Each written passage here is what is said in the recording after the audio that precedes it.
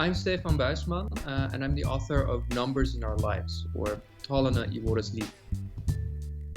What I want to show in the book is why mathematics is important to all of us, and most of all, that it doesn't have to be scary like you might remember from school. Numbers are all around us in the sense that they're used almost everywhere in your daily life, whether it's the coffee machine doing a calculation on how hot the water should be, Google calculating what search results to show you, or Facebook determining the contents of your timeline.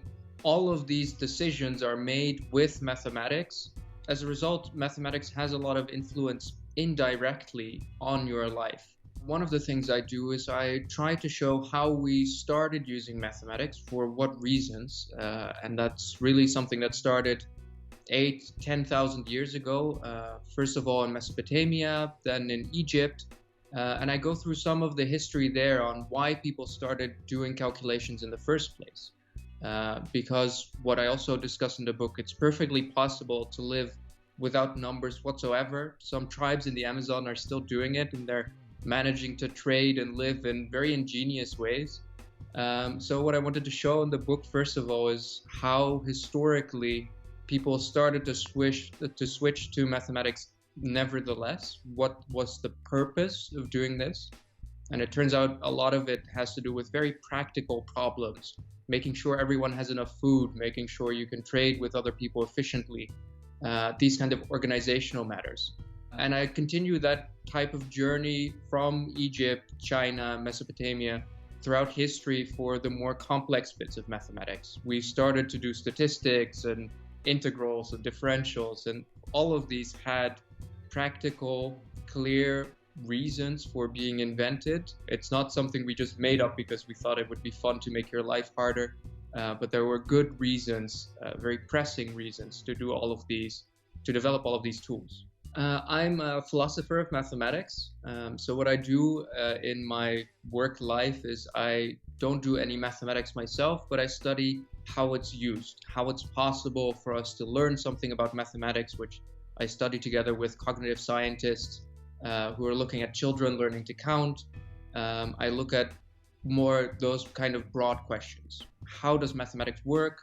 How is it that we can apply something to the world, even though it's so abstract, and where are the limits? So I've been taking this broad view of mathematics for the past years, since I started doing my PhD at 19, really.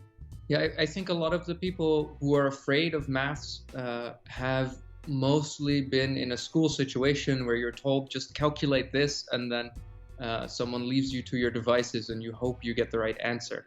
And I think that part of mathematics isn't necessarily the important bit. So none of that is in the book. You won't see any formulas. There's no reason to calculate anything on your own. What I want to show rather is that behind all this mathematics are a lot of very simple ideas. Let's say you study how something changes by looking at it in small periods of time, because the changes will be smaller then.